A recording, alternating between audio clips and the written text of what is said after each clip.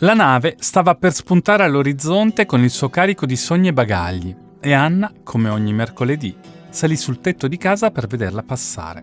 Si fece strada tra i panni stesi sul terrazzo, si sedette su una vecchia sedia e attese. Non aveva mai viaggiato e non sapeva nemmeno lei dove sarebbe voluta andare. Sicuramente lontano da Tunisi, libera di essere chi voleva senza rendere conto a nessuno. Così si alzò per ritirare le lenzuola senza distogliere gli occhi dal mare, finché non vide transitare la Tirrenia. Da lì sembrava minuscola, con quella piccola bandiera tricolore che vedeva sempre in cartoline e sui libri di scuola, anche se per lei l'Italia era solo la Sicilia. Iniziò a fare ciao con la mano, convinta che qualcuno potesse vederla, perché a 16 anni si pensa che tutto sia possibile. Avrebbe voluto visitare Palermo per conoscere i parenti, anche se erano troppi, e subito dopo Parigi, le città di cui sentiva parlare di più. E lì sì che l'avrebbero capita. Il siciliano e il francese erano le uniche lingue che conosceva, oltre a qualche parola di arabo mezza inventata. D'improvviso si accorse che 2 occhi la stavano puntando da un po'. Sua madre l'aveva raggiunta. Avete ascoltato un brano tratto dalle ragazze di Tunisi, l'ultimo romanzo di Luca Bianchini. Sua è la voce che l'ha letto. Sono Silvia Nuccini e questo è Voce ai Libri, un podcast prodotto da Cora Media in collaborazione con Intesa San Paolo On Air. Per non perdere gli episodi di Voce ai Libri, clicca il tasto Segui e attiva la campanella. E se ti va, metti 5 stelline su Spotify.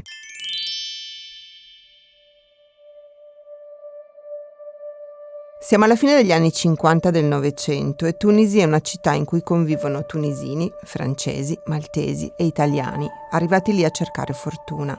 La famiglia Brancata, che viene dalla Sicilia, vive nel quartiere popolare di Borgel, in un piccolo appartamento che si affaccia su un cortile, dove la mescolanza è perfettamente rappresentata. In casa sono per lo più tutte donne, ci sono Vitina e Pupetta, 2 ragazzine e poi la sorella più grande e la mamma, Anna e Maria, le vere protagoniste di questa storia. La vita è faticosa perché i soldi mancano sempre, il padre Nannuccio fa lo stagionale ed è sempre in giro per lavoro e Maria cresce da sola le loro 3 ragazze, tenendosi in bilico tra la tradizione e la voglia di cambiamento che le ragazze portano a casa e alle quali anche Maria, che è una donna molto intelligente, fa fatica ad opporsi. In questa storia Tunisi è bellissima e la vita, vista attraverso gli occhi di Anna, che sogna l'amore ma vuole anche studiare, vivere libera, come la sua migliore amica Marinette, è piena di promesse. Tutto intorno però sta cambiando, la Tunisia da poco è diventata indipendente e piano piano i tunisini stanno rivendicando spazi, nazionalizzando le attività. Gli stranieri non sono più graditi. In mezzo al cambiamento generale, anche le vite delle ragazze di Tunisi cambiano, perché vecchi segreti ritornano e non si possono ignorare. Luca, nelle ultime pagine del libro, nei ringraziamenti, racconti che questa storia non è pura fiction, ma ti riguarda in qualche modo. In che modo? Eh sì, perché è la storia veramente di mia madre, di mia nonna, delle mie zie, che sono nate e vissute a Tunisi. Ed è una storia di cui io mi ero completamente disinteressato negli anni, pur sapendolo, un po' perché negli anni 70 e 80 si diceva proprio, da me, io vengo da Torino, anzi dalla provincia da Nichelino, è meridionale ma è bravo. E quindi tra le origini toscane di mio padre, che mi avvicinavano un po' alla nobiltà, e quando andavo a casa dei miei compagni mi chiedevano di dove sono i tuoi genitori, io dicevo mio padre è toscano, bella la Toscana, e di dove? Dicevo Siena, anche se era provincia di Siena, Trequanda. E tua madre? E io gli dicevo, ma cosa dico? E quindi dicevo, mia madre è di Tunisi, ma è bianca. Aggiungevo questo, pensa che tempi. E poi perché Tunisi era una bolla che apparteneva solo a loro, mia madre e le mie zie. Tra di loro parlavano in francese per non farsi capire da noi, o con noi un po' in siciliano, che quindi noi respingevamo perché volevamo ripulirci un po'. E quindi io sono cresciuto in mezzo a Meggiamace, che Camorria, qu'est-ce que vous voulez entre nous? Le salsicce le chiamano le marghese, le brique, poi mangiavamo il couscous. Quindi c'era questo esotismo a tavola, bellissimo. E poi questa loro...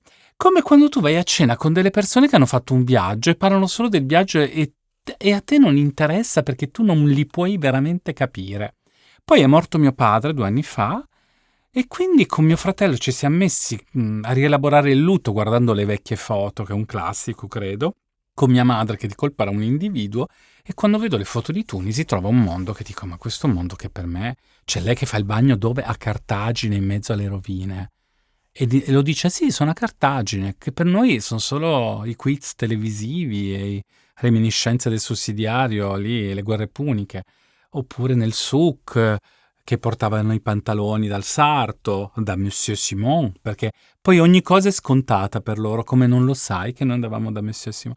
Cioè, veramente il vaso di Pandora. Mia madre vicino al cammello, tu dici, vabbè, sei salito... No, il cammello era quello dei signori che ci portavano la selvaggina che venivano dal deserto. E io mi sono veramente chiesto, ma io vengo da questa è mia madre. E quindi mi sono messo a indagare, intervistando prima le sopravvissute, perché mia madre ha 82 anni, la prima zia ce n'ha 96, quindi velocemente sembravo uno di quei, sai, quelli che portano il cibo poveri in bici, no?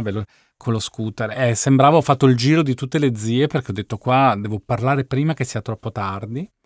E ho lasciato mia madre per ultima, che invece si è rivelata la testimone più preziosa e, come spesso succede, io l'avevo sottovalutata.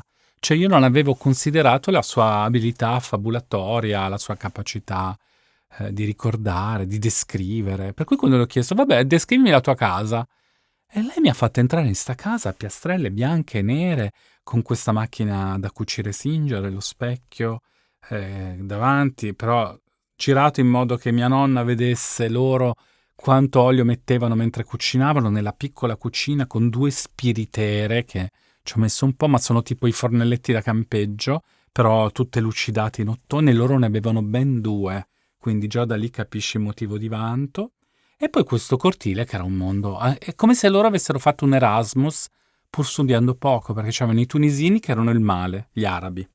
Sempre di più, perché poi con l'indipendenza, come dicevi tu, della Tunisia, ogni settimana qualcuno partiva. Poi la signora Vaccaro, che era un po' speculare opposta, col marito fotografo che un po', come dice mia madre, era un po' un viveur, per cui insomma...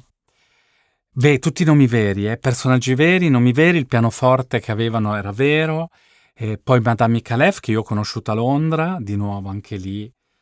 Sono andata a trovarla negli anni 90 perché mia madre e mia nonna per sfinimento mi hanno preso purché io andassi a trovare sta donna, e io svogliatamente, come solo un ventenne che è a Londra, che vuole solo sopravvivere con gli hamburger e bere birra pagandola poco, attraverso la città per andare in una zona terribile, che oggi invece sono quelle zone recuperate con le Olimpiadi.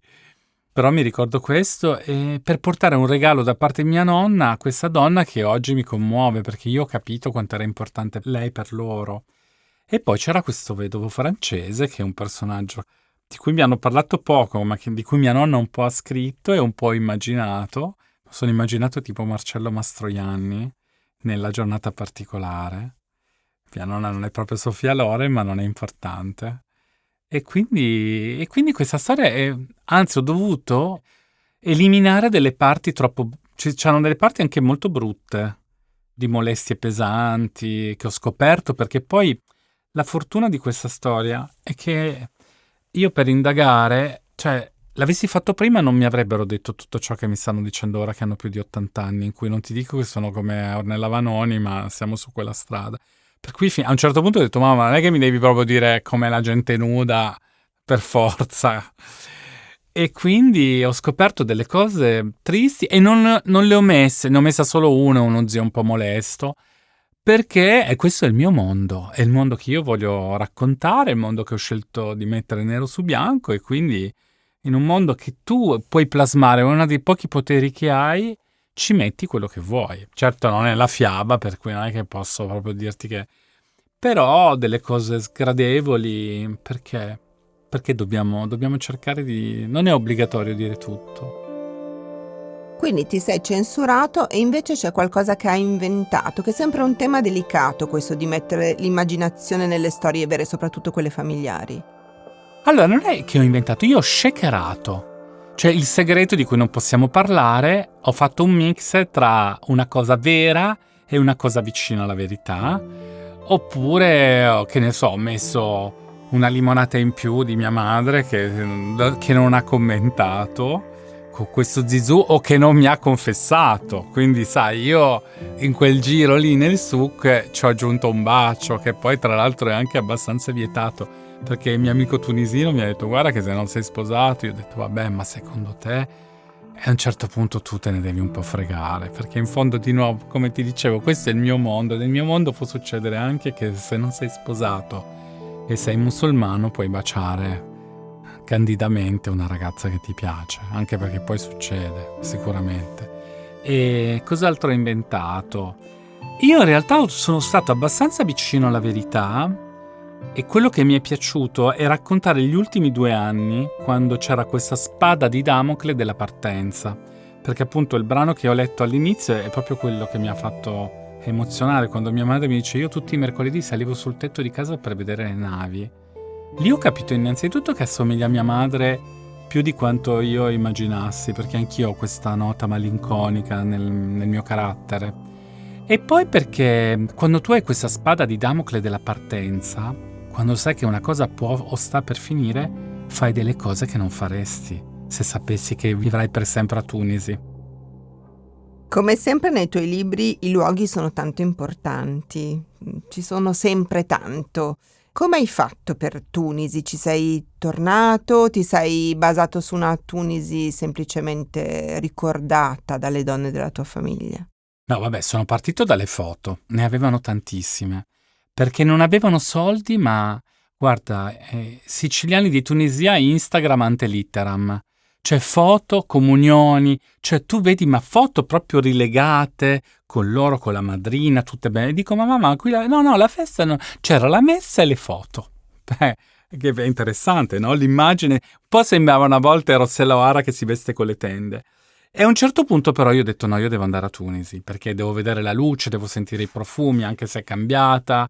No, quindi con le indicazioni di mia madre, che erano tipo c'è una curva e poi c'è il signore che vende i macrud, questa è mia madre. Con i nomi che sono cambiati. Rue du Bourgel a Bourgel, dove abitavano loro, non c'era però il quartiere di Bourgel, perché i nomi molti sono diventati arabi. Quindi io con la cartina aperta di Tunisi, con le poche cose rimaste identificabili, il cimitero di Bourgel, la chiesa Jeanne d'Arc, Paul Cambon, la scuola, l'altra scuola, insomma adesso cos'era, il liceo Carnot, con quella piccola mappa e con mia madre cerco di trovare la casa, con mia madre che non sa leggere la cartina, per cui io le devo fare proprio con metodo maieutico, ma se tu dovevi andare a scuola, quando uscivi di casa giravi a sinistra o a destra, e per andare al cimitero, fino a che trovo 3 vie, le identifico. E quando arrivo a Tunisi mi mandano all'Istituto Italiano di Cultura, mi manda l'autista Mustafa, prima meta, e come Remy cerco la casa di mia madre. Piove, poi era tutto perché la situazione fosse perfetta. Io sotto la pioggia con l'ombrello che cerco la casa di mia madre. Trovo sti pavimenti a scacchi, ste casette, le trovo, le fotografo, gliele mando tutte. Mia madre non sa fare foto e mandarle, ma su WhatsApp lei inoltra tutto. Ti inoltra dal buon mercoledì alle foto che le mandano le amiche, lei me le senza commenti, inoltrato. E dopo che le mando tutte queste foto, lei mi dice no, non è nessuna di queste. E quindi ho questa piccola delusione. E a un certo punto dico, non ti devi accanire. Quindi trovo la chiesa, trovo la scuola. A scuola escono i ragazzi proprio in quel momento, quindi io dico, ma che strana coincidenza, mi avvicino, una mi guarda, una specie di bidella, per cui le dico, guardi, io posso entrare perché mia madre fa un attimo che le chiamo il direttore un attimo e mi chiama nel suo studio e chiude la porta. Io mi siedo con questo signore, sai quando ti viene in mente il film Fuga di mezzanotte, no? Poi io non parlo bene francese, però dico solo mamma Mone, lei studia ici, e insomma, e questo mi dice quando è nata sua madre? Io dico 21-12-43. E questo uomo si gira e c'ha 3 libretti in croce e sfoglia e a un certo punto trova il nome, col nome dei miei nonni, e quando poi lo dico a mia madre, il suo commento è stato ma c'erano anche i voti. Terrorizzata che ci fossero i voti e che io, secchione, la potessi giudicare 60 anni dopo. Senti, veniamo alla storia. Secondo me questa, per come l'ho vista io, è una storia sul cambiamento, perché c'è il grande cambiamento che abbiamo detto, quello della Tunisia, no? Il cambiamento che è il cambiamento dell'adolescenza di Anna, e poi ricordiamo che stiamo entrando negli anni 60 e c'è anche il cambiamento sociale tutto intorno, no? Il cambiamento che questo segreto porta poi nelle vite delle persone. Sei d'accordo su questa interpretazione? È bella, molto bella, non ci avevo pensato. Perché io quando poi scrivo le storie seguo solo la trama. Non sto a dire, adesso racconto questa storia perché ora ci sono i migranti al contrario e invece eravamo noi tunisini all'epoca. No, io ho detto questa è una storia incredibile. Però devo dire che queste cose sì, e ora conoscendo bene la loro storia mi ha emozionato molto, perché l'idea di dover lasciare, cioè l'idea, ti leggo la frase sulla quarta di copertina, perché c'entra veramente il punto. Chi era lei? Era siciliana? Era italiana? Era francese? In realtà si sentiva una ragazza di Tunisi. E il cambiamento, ma anche sull'identità, cioè chi siamo noi. Perché loro hanno sempre detto io sono di Tunisi, ma mia madre era italiana, ma l'Italia non l'aveva mai vista. Però le arrivava ogni giorno dalla radio, da Canzonissima, da Mina, dalla musica. Era francese perché a scuola parlavano francese, le insegnavano francese, Madame Brancata, mia madre battezzata Joséphine, poi io l'ho cambiata in Anna perché lei era Joséphine, Giuseppina, Pina, Pinuzza, Pipineggia. E già è un romanzo che ha un po' di personaggio, ho detto seppure il nome di mia... Poi volevo essere più libero di cambiare nome. Però il cambiamento è... E poi quando loro, a un certo punto, perché questo non è una sorpresa, dovranno lasciare Tunisi. E tu dici veramente che ne sarà di noi? E pensa, loro non mi hanno mai detto, perché loro hanno sempre detto siamo arrivati prima a Palermo e poi a Napoli. Il libro termina a Tunisi, perché io volevo che quella fosse la bolla felice. E io, ora che stavo indagando, ancora non avevo deciso come chiuderlo, dico ma scusami, ma a Napoli dove stavate? Perché io vado spesso a Napoli, per curiosità, no? E lei dice al campo profughi. Cioè, loro non mi hanno mai detto di essere stati... Hanno detto siamo stati a Napoli e poi siamo venuti a Torino. Ma Napoli è al campo profughi, dove mia madre per fortuna è stata poco, perché essendo una furbacchiona, mi ha detto mia zia di nascosto, mia madre era già maggiorenne, e quindi alla prima zia, la zia Lillina, lo zio Michelino, che dopo l'hotel della Goulette hanno aperto una pensione a Torino, lei si è accollata a questa zia che pure non amava troppo, e per aiutarla pur di non stare lì. Questo rendezvous generale delle zie. E loro però hanno dovuto anche scegliere che cosa portare nella scatola, che è anche interessante perché non necessariamente erano le cose di valore, perché poi non avevano tanto spazio, quindi i mobili no.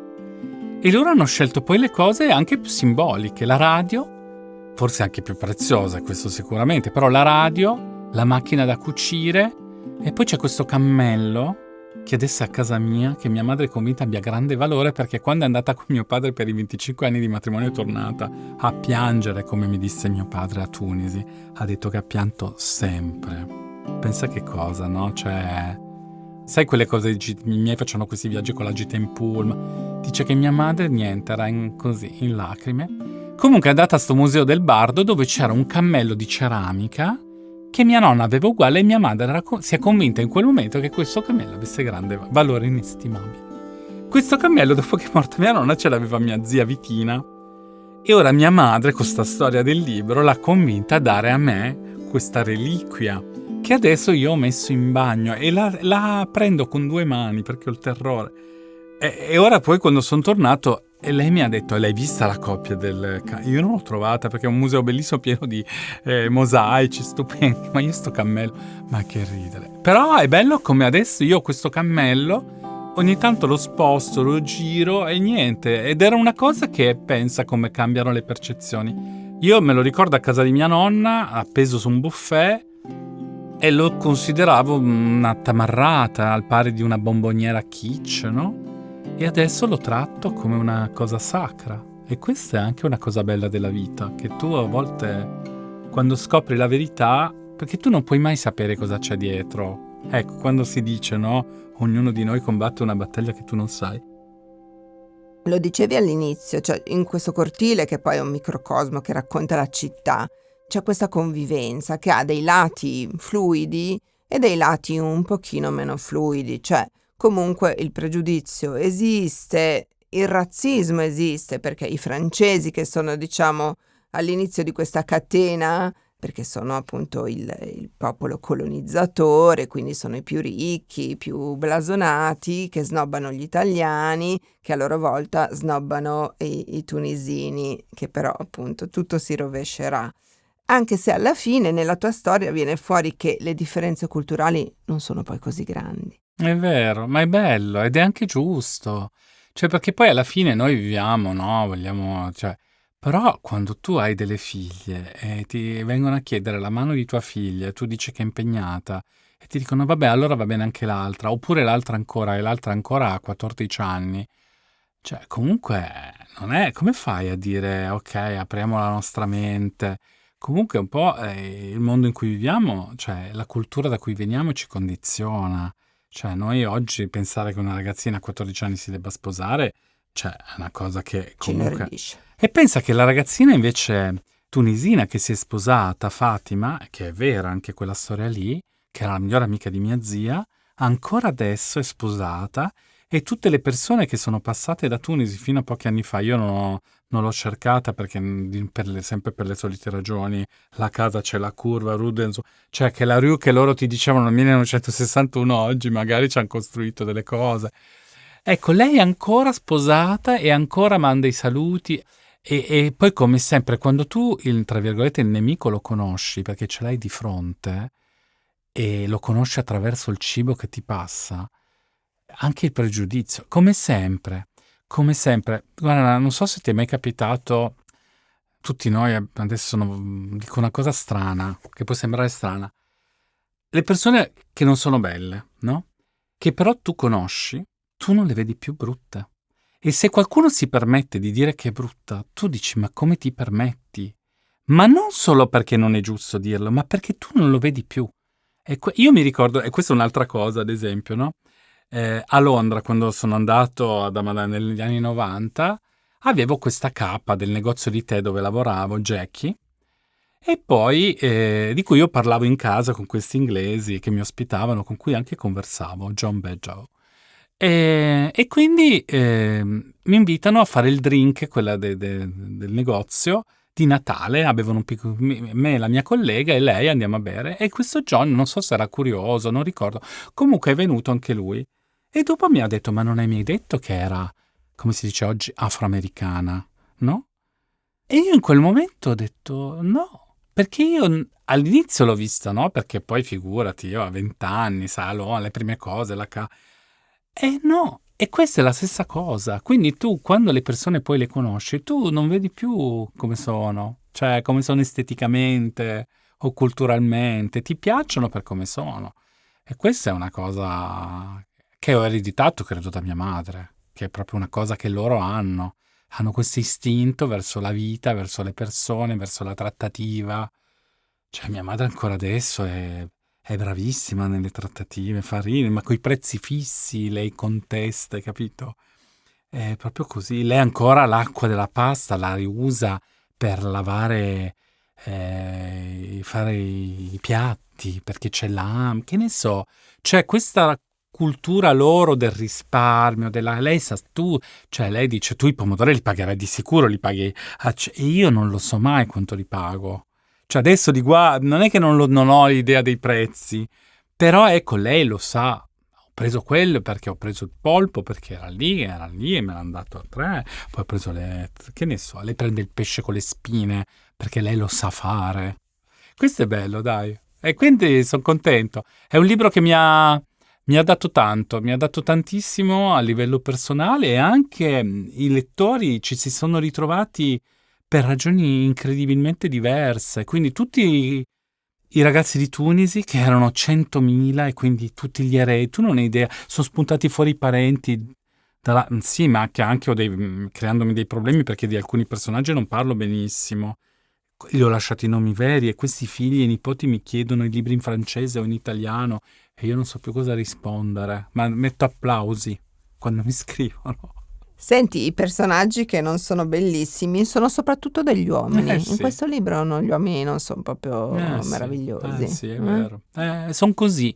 Cioè, purtroppo non è che dici lo faccio perché mio nonno non c'era poco. Giocava, beveva pastis.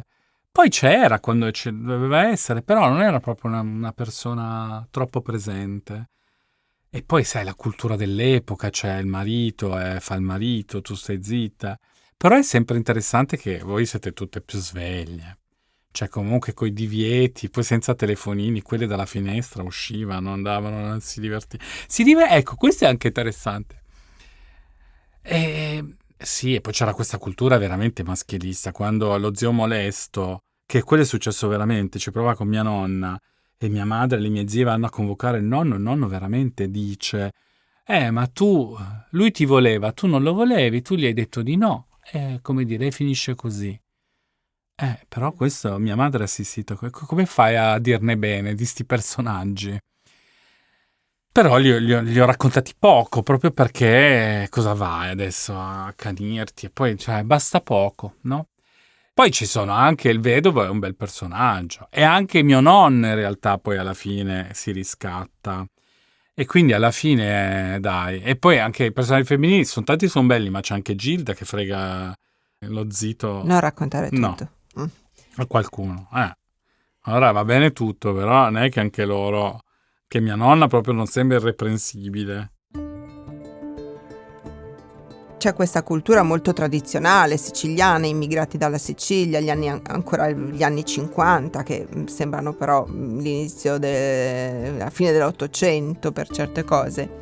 Ma c'è invece un'idea di famiglia che è molto moderna.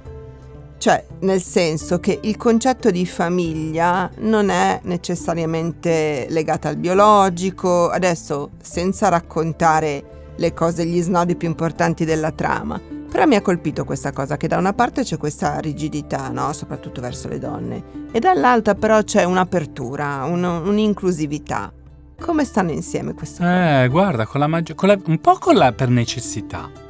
Perché come sempre quando tu hai vicini così vicini, in siciliano si dice corticchio, no? Intorno a questo cortile, con tutte le voci, tutti i profumi e tutte le culture. E alla fine tu devi cercare di andare d'accordo per forza. I ragazzi sono un ottimo collante perché all'epoca i ragazzi giocavano veramente, correvano, cioè uscivano, si parlavano, giocavano col gatto. Cioè questi imparano la lingua così. Io sono stato sgridato da mia madre per anni in arabo, io e mio fratello, mia madre gridava Yassullah! Yassullah, che è un'invocazione a un profeta di Allah storpiato. E quindi loro hanno colto l'opportunità dovuta alla necessità. Quindi c'hai la signora maltese che poi ti parlerà un po' in inglese e ti farà assaggiare delle specialità. Mi diceva, ad esempio, mia zia che la cosa bella è che ci avevano la fine del Ramadan ti arrivava un piatto, e la Pasqua ebraica ti arrivava l'altra cosa, e poi c'era quella cattolica. E il vedovo entra in casa nostra perché a San Giuseppe invitavano il vedovo in casa per devozione. Che tu come fai? Tu mi chiedi ma come fai tu a inventarti una roba del genere? Che un vedovo della zona viene invitato a casa di una famiglia siciliana con 2 orfanelle, servito e riverito a pranzo e a cena. Ma che mondo! Cioè, come fai a non raccontare sta storia? Il piatto contro il malocchio, che se hai mal di testa, che poi te lo fa l'italiana, ma poi quella si incuriosisce, quindi lo fai. La ragazza tunisina che insegna a mia madre a mia zia, scusami, a usare gli oli profumati, a farti le trecce. Cioè loro sono riusciti, ma perché poi è un'intelligenza puramente emotiva, perché poi non è che avessero questi gran titoli di studio.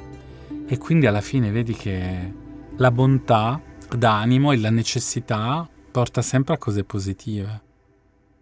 Senti, Anna è un bellissimo personaggio, questa ragazza sedicenne, appunto, che guarda la vita, il futuro, con una determinazione un po' diversa. Lei vuole studiare, vuole essere diversa del posto da cui viene, in qualche modo, no?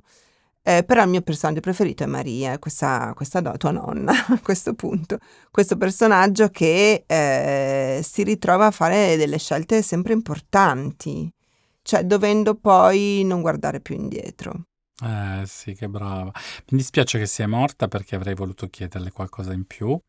E vedi, mia nonna, anche lei, non avrei immaginato che avesse tutto questo mondo. Perché noi quando vediamo le persone, poi la nonna classica che fondamentalmente frigge, prega e ti dà la busta, no? Quello fa la nonna tradizionale. E invece scoprire che può aver avuto uno sbandamento, che comunque ha sofferto, che comunque c'è avuto uno che le ha messo le mani addosso, tu che la nonna non pensi mai che possa succedere a tua nonna.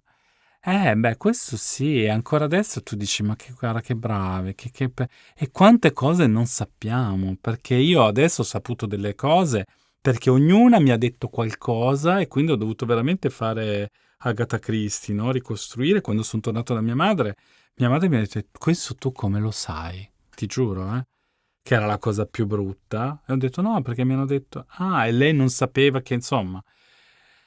E quindi brave, niente da dire, cioè complimenti. Mi dispiace non poterglielo dire, l'ho scritto. Quello che potevo fare, ecco, fare in modo che questa storia non sparisse velocemente. Poi non è che sono leopardi, per cui tra 200 anni leggeranno nelle scuole questo brano, però tanto io non ci sarò e quindi nessuno lo saprà. Senti, forse non lo leggeranno tra 200 anni, ma immagino che tua mamma e le tue zie l'abbiano letto. Sì, allora che ridere. Alla mia madre all'inizio parlava di questo libro come se non fosse questo. Cioè, no, perché le ho dato le bozze. Sto leggendo un libro troppo bello, dico, ma che libro? Ah, il tuo. Dico, ma non è un libro, è il tuo libro, mamma l'ho scritto io. Ah, no, no, è vero, è troppo bello, guarda, non so se sono nel sogno o nella realtà, mi piace tantissimo. Poi mi richiama che ha la febbre, non riesco a leggere, ma io penso solo al libro. Poi mi richiama e mi parla di sto vedovo, ma questa cosa che hai letto nel diario della nonna del vedovo, non è che tu mi stai dicendo che poi... Io dico, ma mamma, comunque è un romanzo, cioè io ho letto una cosa, ma sai che a me piace anche un po' inventare qualcosa, quindi tu leggilo tranquilla, è la tua storia, ma è anche un'altra storia, tant'è che ti chiami Anna nel libro e Josephine nella vita, o Giuseppina, ok. Poi mi richiama e mi dice, meno male che la nonna è morta. Boh, questo è stato il commento finale. Le altre zie che temevo un po', è come se avessi dato loro la risposta che mancava alla loro identificazione sociale. Ma non lo dico per vantarmi, ma è quello che ho capito. Cioè, come se io avessi veramente individuato chi sono loro. Tant'è che ora vengono alle presentazioni persone che non conosco, che mi dicono io sono una ragazza di Tunisi, io sono un ragazzo di Tunisi e ti posso dire gli insediamenti maggiori a Ravenna, a Bologna, perché a seconda ci sono proprio delle... Poi c'è tutta la Costa Azzurra. Tu non hai idea, io adesso tutte queste richieste della Costa Azzurra, cioè vogliono invitarmi a presentare il libro a Nizza, perché ce ne sono talmente tanti che poi in un attimo a Nizza se la tirano, perché sono sempre francesi. Quindi io sono andato al matrimonio di Marc e Giovanna. Giovanna, figlia di Vito e Vitina, capito? Vitina e Vito, la figlia Giovanna. E un attimo tu ti senti Carla Sarkozy e Monica Bellucci, e che parlano un po' come loro, che sembra che l'italiano un po' l'abbiano dimenticato. Come si dice in italiano? Sai un po', no? Ecco, quella è un'altra cosa che mi fa ridere. Siciliani poi hanno ogni tanto quel voilà, c'est ça? No? È bizzarro, c'est bizarre. Senti, il romanzo si conclude, come hai detto tu, in una bolla di felicità, finisce lì, no? Però rimane tanta la voglia di sapere come continua la vita di queste persone. Pensi che questo sia l'inizio di una piccola grande saga o per te è finito qui? Per me finisce qui, perché se ti viene bene una cosa, e mi permetto di dirlo con la mia presunzione, anche con quello che mi hanno detto veramente tanti lettori, ma non solo per quello, io non ho mai amato i seguiti, perché in generale dei film, perché nella migliore delle ipotesi ti piace come il precedente, ma mai a quel punto. E quindi, adesso nell'istantaneo, anche perché dovrei iniziare un libro da un campo profughi, cioè viviamo in un'epoca in cui c'è la guerra, c'è il cambiamento climatico, c'è disastri, c'è la povertà, c'è l'inflazione, c'è il tasso, c'è un pazzo che non sai cosa fa ogni 2 minuti, l'altro pazzo che non sai se ti invade, il timore atomico. Cioè, io, per carità, possiamo dire che la vita è ancora peggio perché così quando usciamo ci sembra che faccia fresco, visto che siamo a Milano, nella morsa del caldo. Però, ora come ora, no. Mi dispiace, sai che rimpianto ho? Che ora che ho intervistato così mia madre avrei dovuto farlo anche con mio padre, che pure ho conosciuto molto bene, ho amato molto, ma non gli ho chiesto com'era la tua camera quando sei venuta a Torino a cercare lavoro. E lui lì mi avrebbe potuto dire delle cose, mi avrebbe potuto dire che ne so, che aveva un rosario.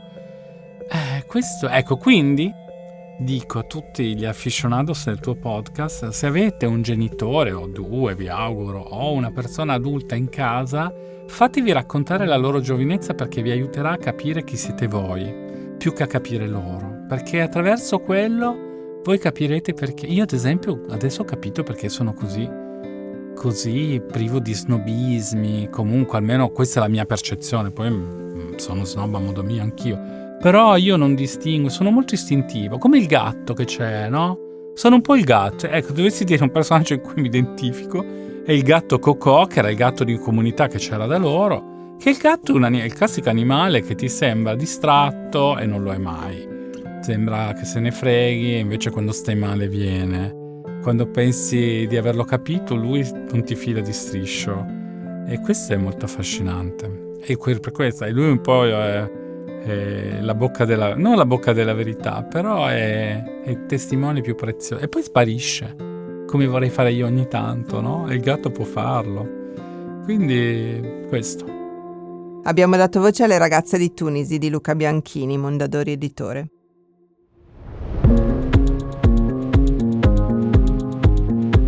Voce ai Libri è un podcast di Cora News, prodotto da Cora Media, in collaborazione con Intesa San Paolo On Air. È ideato e scritto da Silvia Nuccini, la cura editoriale di Simone Pieranni, in redazione Ilaria Ferraresi.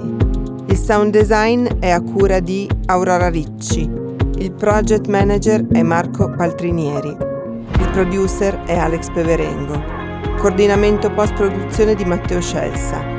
I fonici di studio sono Cristian Galdini e Lucrezia Marcelli.